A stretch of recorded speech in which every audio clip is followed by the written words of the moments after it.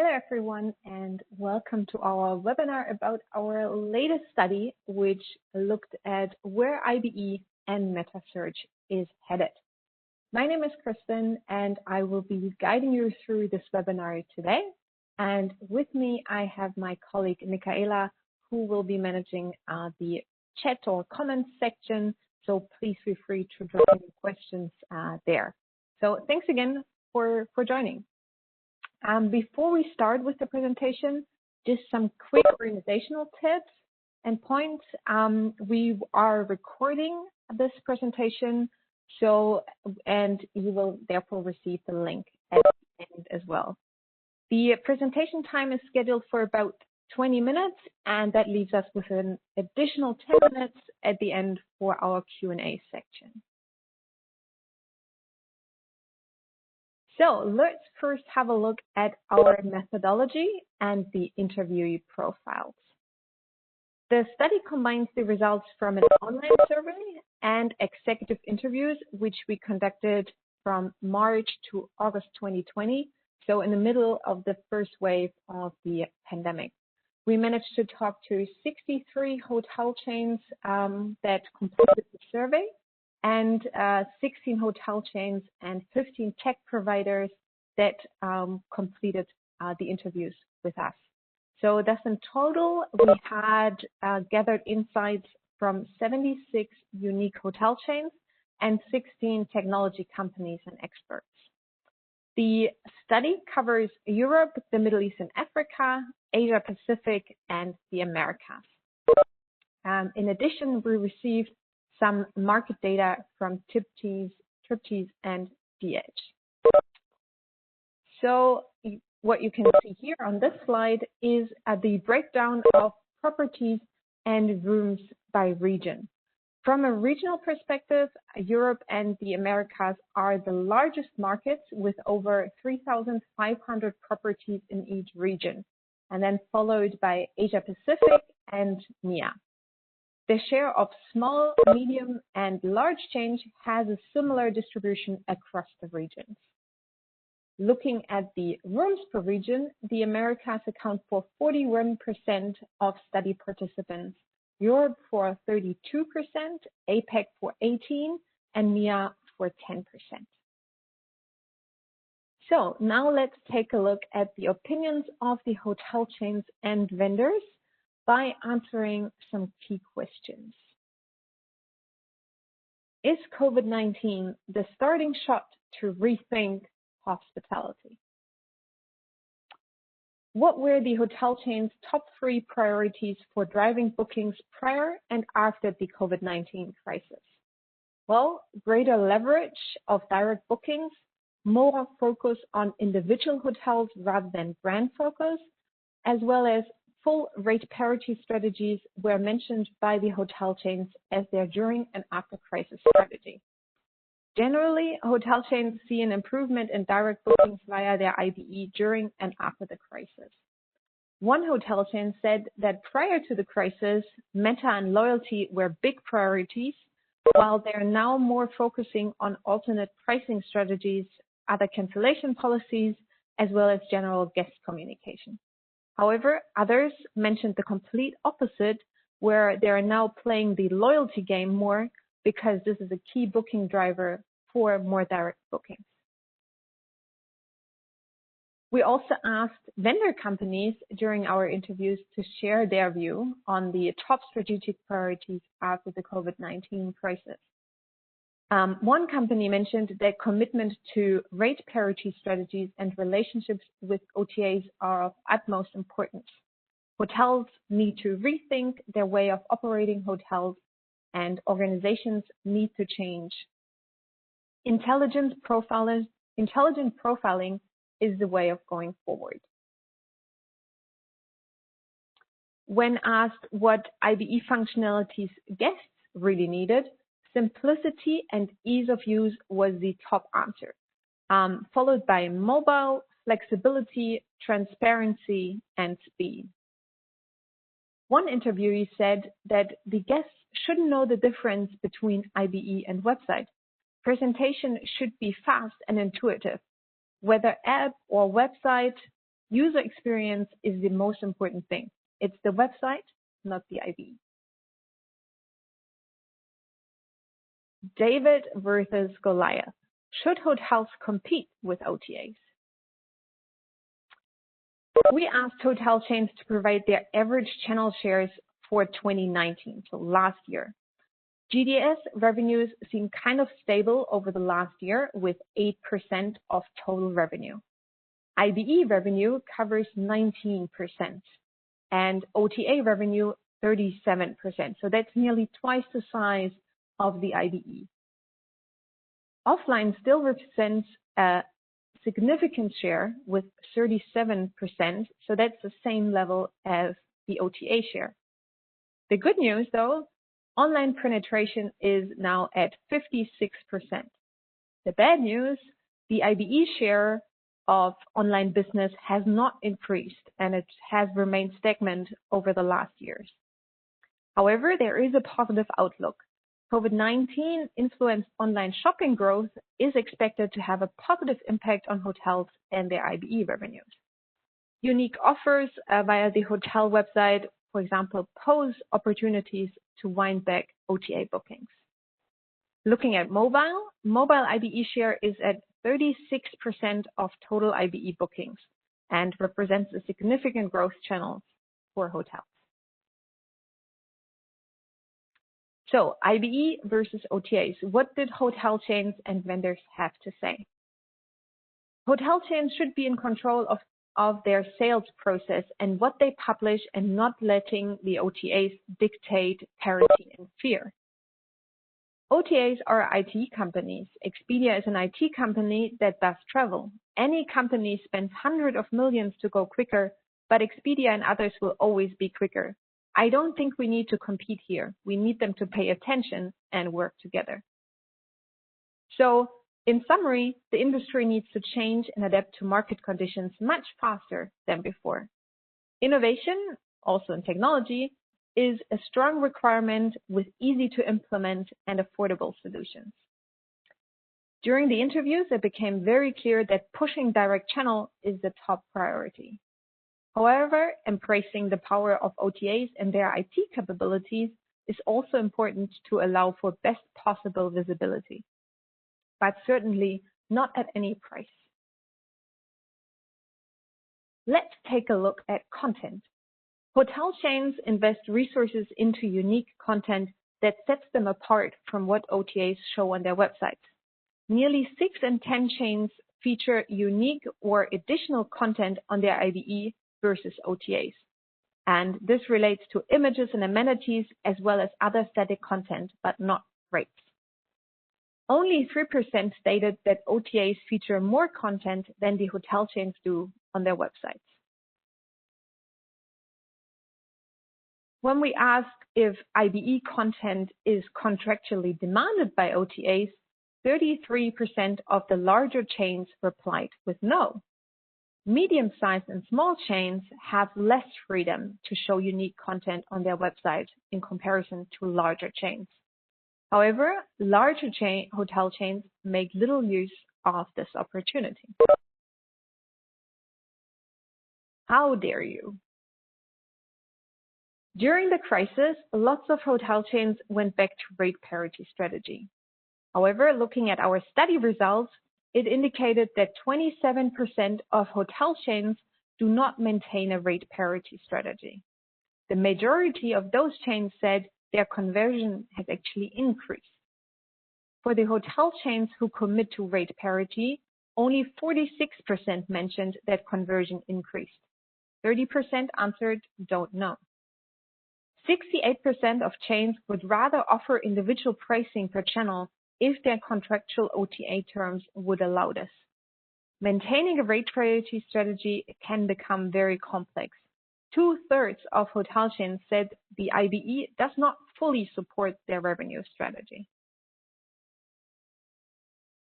Let's take a look at the data received from Triptease, showing IBE conversion rates by level of rate parity. Maintaining a strict rate parity strategy has a negative impact on conversion rates. The left side of the chart shows the rate parity is maintained most of the time, which keeps the conversion rate at a 4% range. The right side of the chart shows that when a hotel rates are cheaper than OTA rates, in most cases or all the time, the conversion rates are trending upwards to about 6%. A 3 to 5% rate deviation can make a big difference in direct bookings, but each hotel should test out what makes sense for its bottom line in medium and long term. Must you meet the standard or beat the standard? The majority of hotel chains, so that's 75%, utilize a semi-customizable IBE, where the front end is provided by a PMS, CRS, or other tech company. Fully customizable IBEs, on the other hand, they are defined as API connectivity provided by a tech company. Those IBEs are often harder to maintain as hotel chains need to invest resources into design, consumer trends research, and technology. The high usage of rather standardized IBEs, so the semi-customizable IBEs, seem to result into lower personalization and customization options. However, exactly these points are crucial to effectively compete against the OTAs. Just a quick look at the conversion rates. Conversion rate 1, which is the number of bookings versus the number of website visits, increased from 1.1% in 2015 to 1.9% in 2019. Looking at average replacement times for the IBE, it is 5 years. However, it's a bit shorter for semi-customizable IBEs, what we can see here on this slide.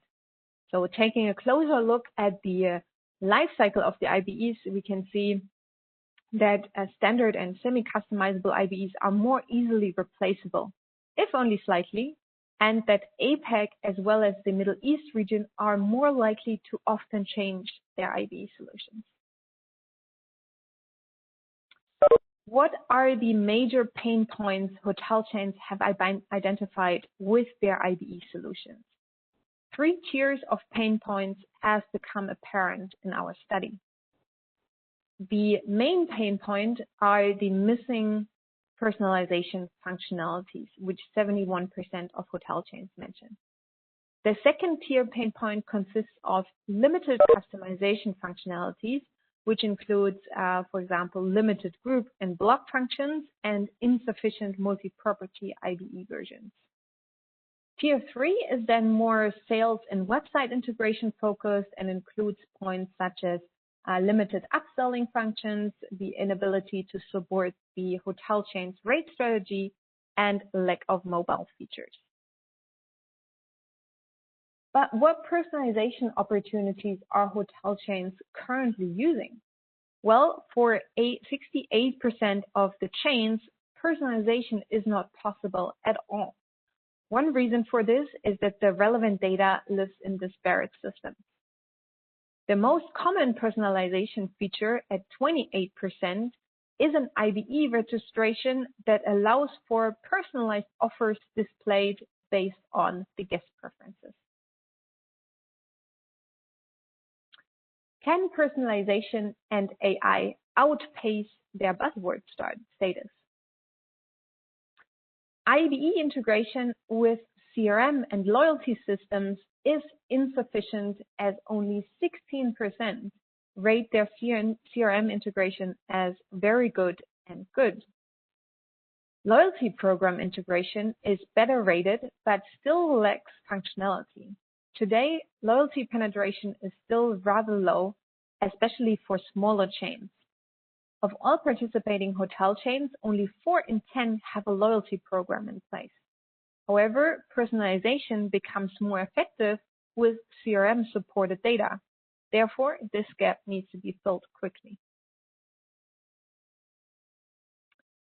When it comes to AI and its usage for acquiring guests on the IBE and website, only 1 in 10 of the hotel chains said they are using AI today, and that's mainly larger chains.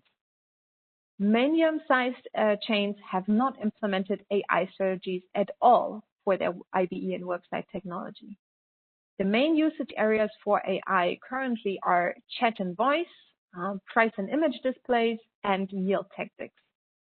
However, AI has much potential to expand in our industry and is expected to gain more relevance over the next 24 months, not only in marketing areas, but also in operations to save time and costs. Can you stay flexible amongst dominant players? Well, it comes as no surprise that Google Hotel Ads takes the lead position in hotel meta search. It is followed by Trivago with a 2.4 ranking and TripAdvisor with a 2.5 ranking. On average, meta search channels generate 4.9% of total IBE revenue across the globe. Europe and Americas show highest shares with 5.7%. The APAC region is lowest with 2.2%, and Middle East and Africa stands at 2.9%. Meta search is widely used across hotel chains. 8 in 10 of all chains use meta search channels for driving traffic to their IBE. During our interviews, we talked to some hotel chains who had suspended their meta search bidding during the very active period of COVID-19. As meta search bidding requires special skill sets, most hotel chains use their IBE provider for managing the bidding process for them. What works better, cost per acquisition, so CPA, or cost per click, CPC? For small and medium-sized chains, there is an almost even split between CPC and CPA. For larger chains, the CPC model seems to work better for improving their ROI. 3 out of 10 chains do not know which model works better for them. So what were our final conclusions? More direct bookings means more independence from OTAs is required. However, OTAs are generally seen as valuable distribution channels. More personalization is one important success factor, but still it ranks lower in priority than expected from an industry with deep guest engagement. A major boost in mobile bookings requires more innovative solutions on a regular basis. AI is only used by very few chains today in hotel sales and operations. Meta search has pushed the direct channel significantly, but more innovation is required as IBEs often miss the innovative edge in personalization and mobile. To wrap up, thank you once again to all of our sponsors. Without them, we wouldn't have been able to conduct such a large study. So now we will open up the floor for your questions. You can use the chat functionality on the right-hand side of your screen to submit your questions. And also just a short note, you can download our study report with some further findings under this address listed here on the slide. So with that, I just want to have a look in the chat functionality to see if there is any questions. Okay, so one question about the slides we've used today for this webinar. Yes, we are sharing them when we drop you a note after the webinar, and that will also include the recording. Okay, if I'll just give you a couple more minutes to type in your questions, and there is one. IPE pain points. Which is the difference between personalization and customization of the IBE? Okay, so personalization is more about the IBE adjusting the display based on user preferences, based on what the customer visited before coming to the IBE. So for example, if they looked on the website at golf and the golf packages, then the IBE should optimally display the IBE, the golf package front and center. So that's personalization. Customization is more about what hotel chains could do in the back end to really set their IBE apart from what other hotels are offering. So, for example, being able to change the colors, being able to have different rate orders, showing different images, of course, and so on. So that's the differences between the personalization and customization. I don't know if you wanted to add something, Michaela? Okay. No, thank you. That's fine. Okay. By the way, I can't see the questions coming in, Christine, so you just need to, okay. Yeah. Oh, sorry. Okay, no worries. Okay, so let me just have a look if there's anything else. The other question we had is, have participants, so the hotel chains, named any specific AI-related features they would expect? Okay. I don't know, Michaela, if you have any thoughts. I believe we had some examples that the hotel chains were able to choose from. Yes, I think they mentioned some yield tactics where they use AI, and also some e-commerce tactics where AI was used. We can actually look that up, that specific question, if we have more details on that, and send that to the person who has asked this question. Yeah, we will do that. Yeah, so expect an email from us. Okay, anything else? Okay, perfect. Okay, if there aren't any further questions, I mean, if they come up later and once you've had a chance to review and maybe listen to the recording, or someone else listen to the recording, please feel free to send us an email anytime so that we can get back to you. As a final note, we just wanted to mention our next upcoming study, which will be about AI and machine learning, and that will cover guest acquisition, operational efficiency and effectiveness, and so on. So if you're interested to become a sponsor for the study, please drop us an email. And yeah, with that, thank you once again, everyone, for joining. We hope that was helpful to you, and we wish you a great festive season and stay safe. Thank you. Bye-bye. Thank you. Bye-bye.